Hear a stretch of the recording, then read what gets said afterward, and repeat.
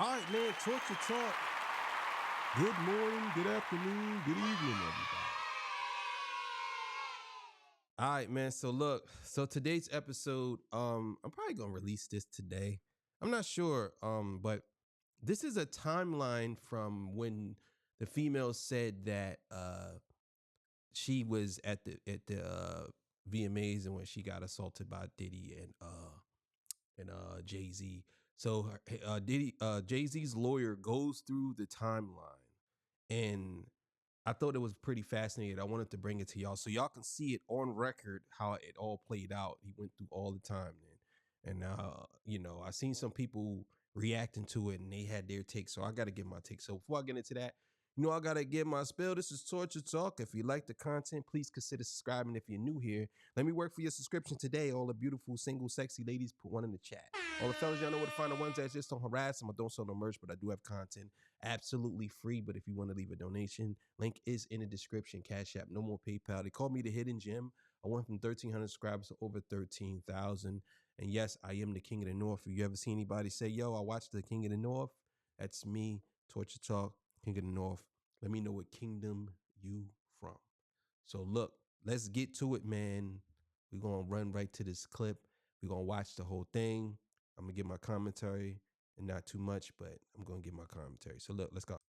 Okay, so this is a timeline from when the girl said that she left her home, the 13-year-old left her home and went down to New York from Rochester. So he's going to break down the whole thing, and yeah, so let's get it. When you're trying to evaluate whether something occurred, you have to look at different pieces of the narrative. The location, where it happened, the witnesses, who were they, what did they say, the details. Details are very important in time. So we start off with the location, and according to their complaint, after approximately 20 minutes, she arrived at a White House with a U-shaped driveway and a gate. There is no such location in New York, 20 minutes from Radio City. It does not exist. There is no such location. We don't know whether they created a location in order to try to get jurisdiction in New York so they could bring this case in New York, or whether they just didn't do their homework. But any New Yorker knows there is no such location. Beyond that, this was supposed to have taken place at Mr. Combs' after party, according to them.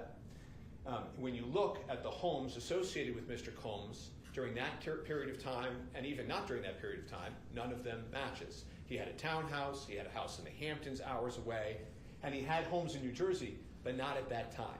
None of the homes work, the location doesn't work, because this never happened.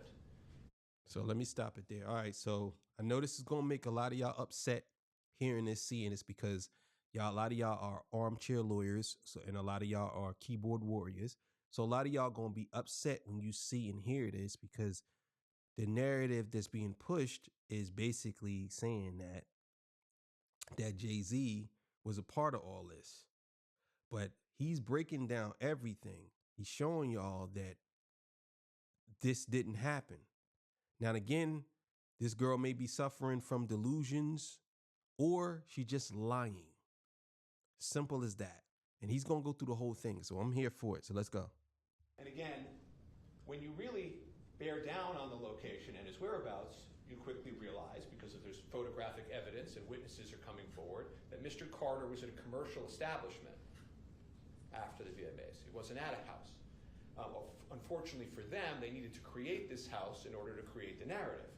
But he wasn't at a White House that did not exist. And this is a photograph of him at a location after the VMAs. So as we can continue through this, that Jane Doe does not say that the assault happened at a commercial establishment. She can't. That wouldn't make any sense. Yet they stand by it. They double down. They triple down. White House. The White House doesn't exist. And then we get to the witnesses. And I think at the outset, everybody has to remember that in 24 years, not a single witness has ever come forward saying this happened. Quarter of a century. Think about that. She says she's at the party alone, this 13-year-old girl, and she finds herself in the room with the three most famous people at the party. Just think about how unnatural, how little common sense that makes.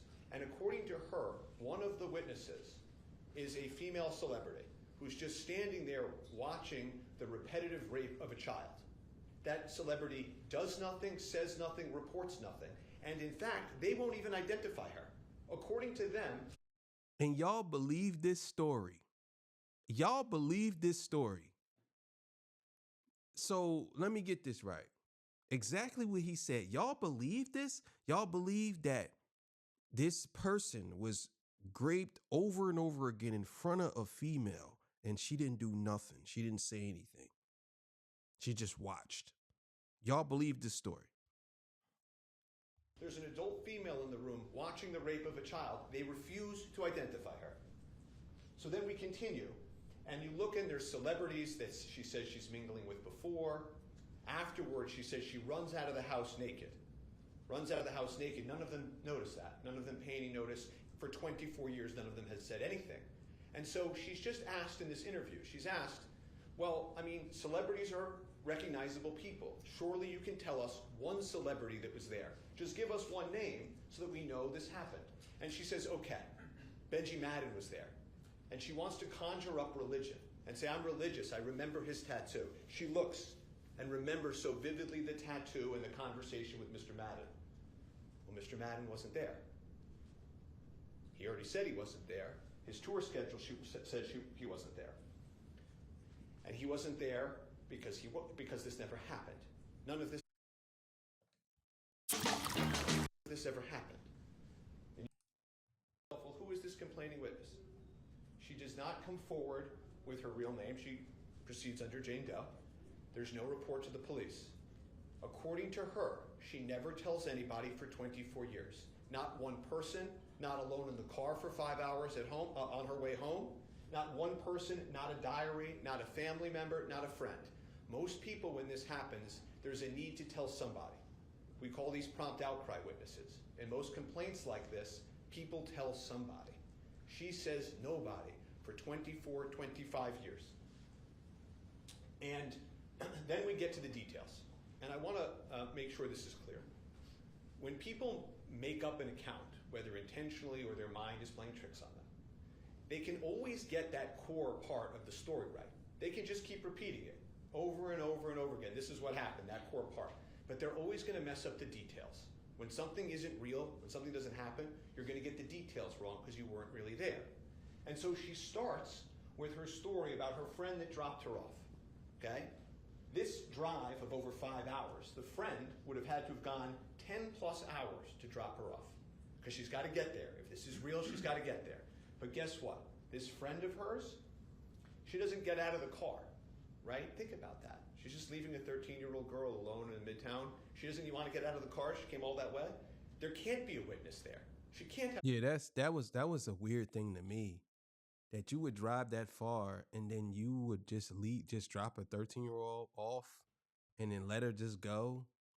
And how old was the friend? They said the friend was 20, but I don't know. At least that's what she said. But that's kind of weird to me. A witness there because this never happened.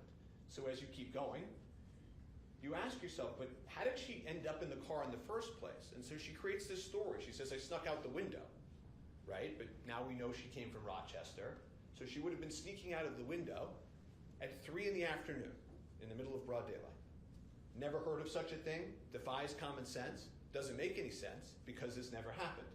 And so she tells this story because she's got to create a way that she gets out of the house and ends up in New York City.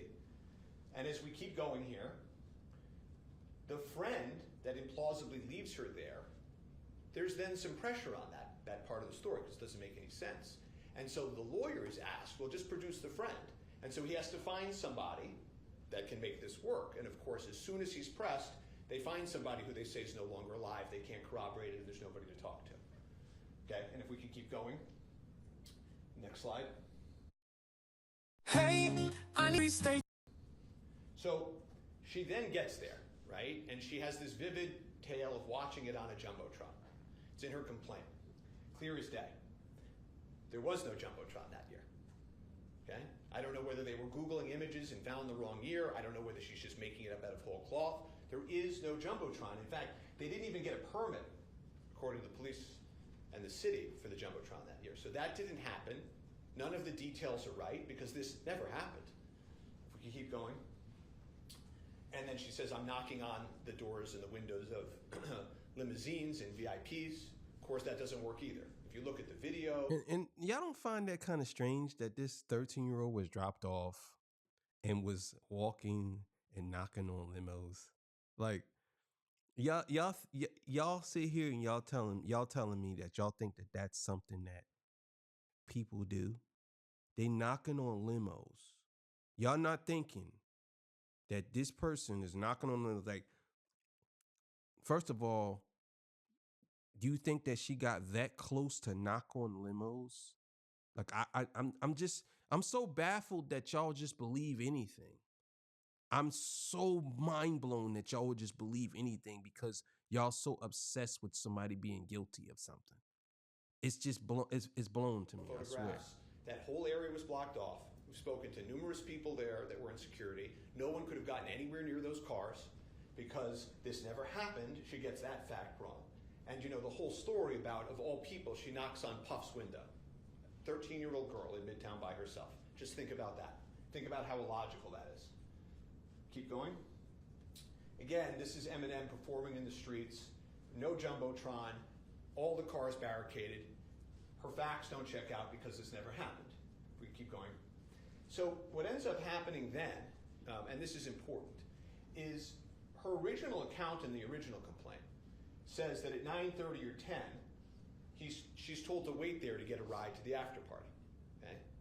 That also doesn't work because there's photographs now of Mr. Combs, Mr. Carter at commercial establishments in New York after the VMAs. So this narrative of at 10 o'clock she ends up at this party can't work. They got caught.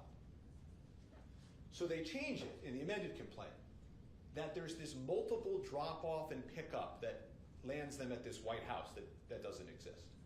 So as we continue, this is again her account of trying to change the story into this multiple drop-off period to get them at the house to deal with the fact that there's photographic evidence that that's not where the after party was in the first place. And so as this account continues, you have to look at the timeline. You have to look at the timeline. So there's an old expression that time doesn't lie. Everything else that I'm talking about, these glaring inconsistencies, these are not minor inconsistencies. These are not minor problems with this story. This is utter falsehoods. Yeah, I did that. That's kind of crazy. Like, if Jay-Z was at a different establishment and Puffy was at a different establishment, then how did they come up with this story that this girl was there? And everything he's speaking is facts. This is not his opinion. He's bringing up things that actually they have photos of. It's actually happened. He's not bringing up stuff that you don't really, like y'all could say, well, we don't know. Like, no, there was no Jumbotron. She had to drive all this time to get to a certain place. So these are all facts that he's presenting. Jay-Z had a picture of Jay-Z somewhere else from Diddy. These are all facts. There was no 20-minute drive to the Hamptons or whatever. The homes that he had wasn't even there. Like, this is all facts. Never lies. And so if you look at the time, no matter what, this couldn't have happened. It's not even possible that this happened. And this is so important. So again, now that we know that it's a 5-hour drive in each direction, how she gets to the VMAs, okay, we're going to talk in some detail about this White House and whether or not they could have gotten there. And then again, Doe returns home to Rochester. Okay, and this is very important. Because she returns home, she has to leave the New York area by 1:30 in the morning at the latest. Okay? If you look at any of these White Houses and you look at the closest gas stations that could be to any of these White Houses, you have to leave this White House party by 12:45 in order to get to the gas station at 1:30 to call your father to pick you up to get home to Rochester at 6:30. So remember, she only has till 12:45 for everything that she says to have happened. The VMAs end at after 11. So you're talking about a window of a little more than an hour that this could possibly have happened even by their own account. And she says during that little bit more than an hour Not only does she get to the house, not only is she inside mingling with celebrities, she has a drink, she's then sexually assaulted in front of an adult female multiple times. She gets out of that, she fights through it, she leaves the house naked, she gets all the way to the gas station. She had 37 minutes to possibly do this. Okay, even under their account. Okay, and of course, the biggest problem, perhaps of all, is there's photographs putting Mr. Combs and Mr. Carter at different places, not in a White House during that 37 minutes. So when I tell you that it's not just that this story is a lie and that it's not true, it's provably, demonstrably false. This never happened. Exactly. And I don't understand how y'all still trying to say that this is actually real. Like, this man is going through the timeline of what happened. There are inconsistencies in the story that are way off, that don't even place these people in the same place. I just don't understand it. I don't understand how y'all just believe it.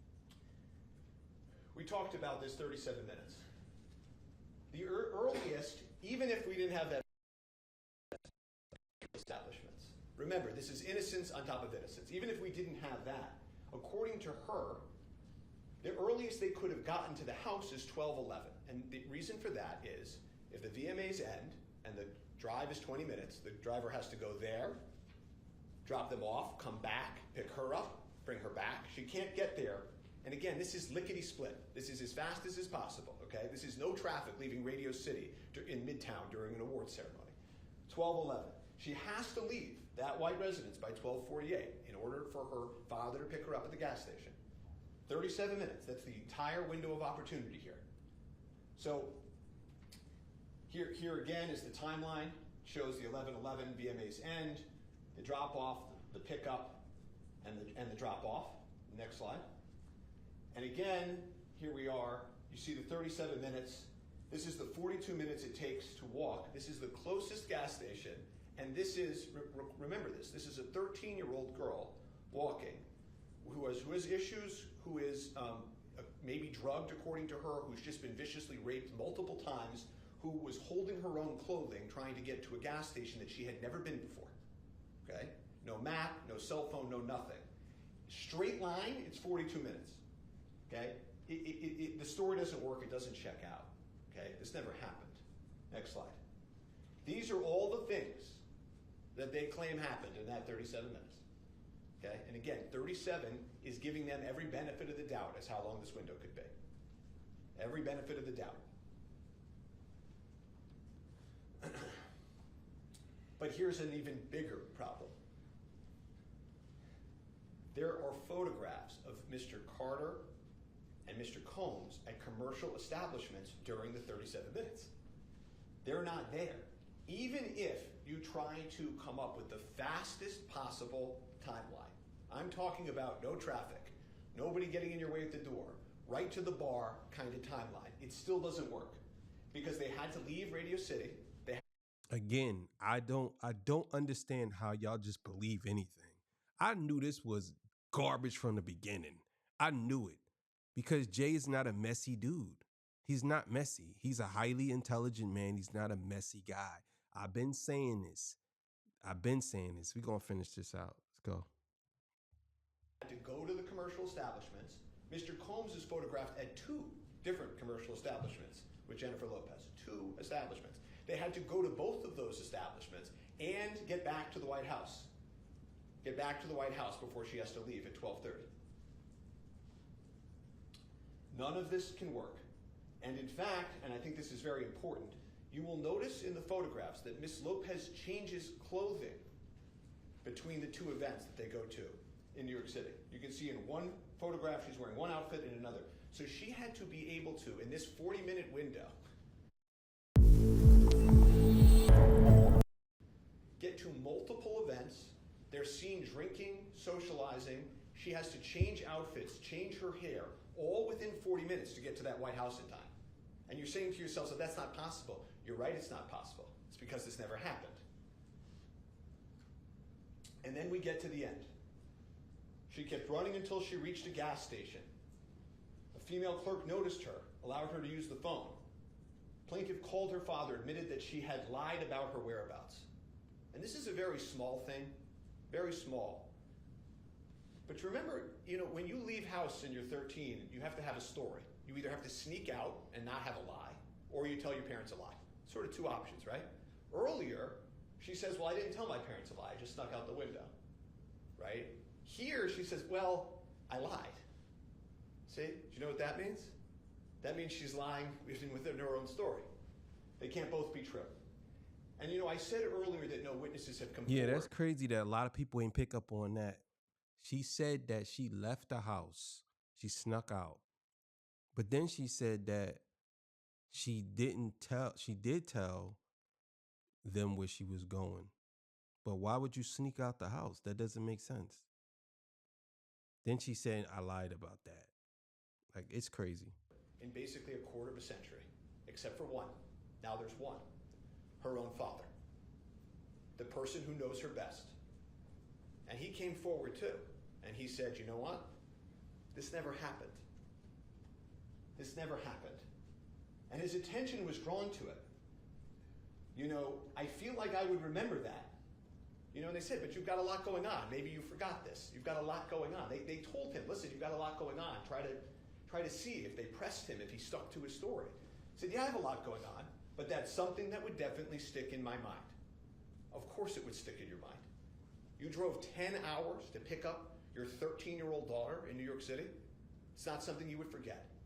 It's not something that he did forget, because this never happened. And of course, just like the friend that couldn't be there at the beginning, you can't have a witness to something that never happened. When asked, well, what did you say to your father in the car?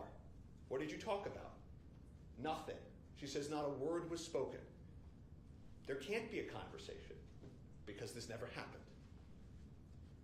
And so, you got to ask yourself what's going on here, right? And you all saw that videotape of her being interviewed in the shadowy room. She's holding a teddy bear. She's talking about her issues, her head trauma. She's been through a lot in her life, you can tell. And so, who took advantage of this?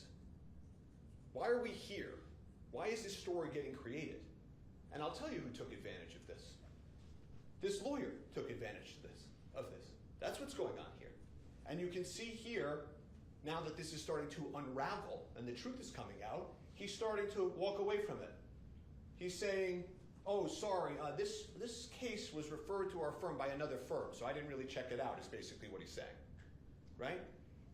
He brings an accusation like this, attacks a man with the integrity of Mr. Carter, and all he has to say for himself now is, well, I didn't really check on this. I got a referral, trying to make a little bit of money, so we just went live with it. Now, Yeah, that's crazy. And y'all believe this. Like, that's crazy.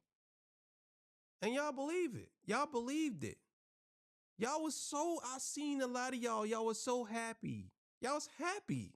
I never seen that like y'all was happy.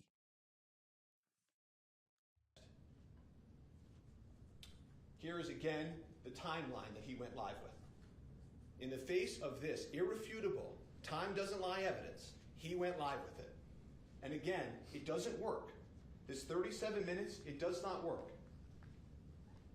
It does not work because there's photographs. There's photographs. You can find them on the internet of them. They're changing clothes. She's changed clothes. Do you know how long that takes for her to go to 2 events, change clothes, get inside, have drinks, they're socializing, they're not popping into these events. To then get back out into the suburbs somewhere at a house that doesn't exist? It's not possible. Actually not possible. He is for sure innocent of this accusation. Next slide. But you know, this lawyer, he doesn't care about things like this. The only other person he's brought a complaint against for just mere association, merely being at a Sean Combs party, he's already been wrong about that one too. He had to change that one. If you look at the next slide, he got the year wrong. He said there was a party in the Hamptons. Mr. Combs was in Saint-Tropez at the time. A thoughtful gift deserves big. Didn't check out. 2 claims, neither are checking out. If we could keep going. And we have this, individuals calling my office telling me story after story, and I'm not going to get sidetracked. People think I'm going to start saying, explaining he's a grifter and all these things about him. I'm not here to talk about him more than I need to, but there's people calling the office saying, yeah, they were being pressured to say stuff, to say that they were with Mr. Combs. These are affidavits. They're filed in court. This is what you're dealing with here. Next slide. And so this is who took advantage of the woman in the shadowy video. He gives a press conference, 1-800 number, and he claims 2 days after posting that press conference, 2 days, that he has 120 fully vetted plaintiffs. 120. Anybody that does this for real, anyone that knows what they're doing, knows to corroborate, to interrogate, and to be sure about even one person takes weeks. One person. You've got to find out if their story makes sense. Did they really get dropped off? Does any of it check out? Is there corroboration? Are there any witnesses? It takes weeks for one. He had 120 in 2 days. When he files these cases, he doesn't even enter his notice of appearance. He just has some other lawyer file them. He holds these press conferences. He says, listen, anybody out there, just call the 1-800 number. If you can put yourself anywhere near Sean Combs' party at any point, we can go after the other celebrities there. We can make money together. Just call the 1-800 number. That's all you need to do. And then we'll send a letter to the celebrity. They're not going to want to have this in the public light. And they're going to be shaken down and they'll send us money. So he just called the number. And Mr. Carter said no. He said, that's not going to happen anymore. I'm going to put my foot down. And that's what he did. And I would urge any other celebrity that's being shaken down right now to do the same thing and to stand with truth. None of this ever happened. So let me stop it there. The only thing he does is take questions. He don't go anything anymore through the timeline. So yeah, so I just wanted to bring that to y'all. I thought that y'all might be interested in that. So there's the timeline of what happened. He went through the whole thing. So if you see any people online saying, oh, Jay-Z's in trouble now, it's like, no. You know what I'm saying? Just look at that. You'll see either she's lying or she's delusional. One or the other. You know what I'm saying? And I'm sorry. That's just what it is. I don't see there's no definitive evidence that Jay-Z did anything to that girl. That's all I'm going to say. So either she made it all up or she was hallucinating, because people do that. They watch stuff on TV and they have these delusions of grandeur and they think that they're somewhere where they're not. And it's too many inconsistencies in her story for you to say that this story could be valid. It's not valid. Sorry. So either way, I'm out of here. Y'all have yourself a good day. I'll see y'all. Peace. Bye.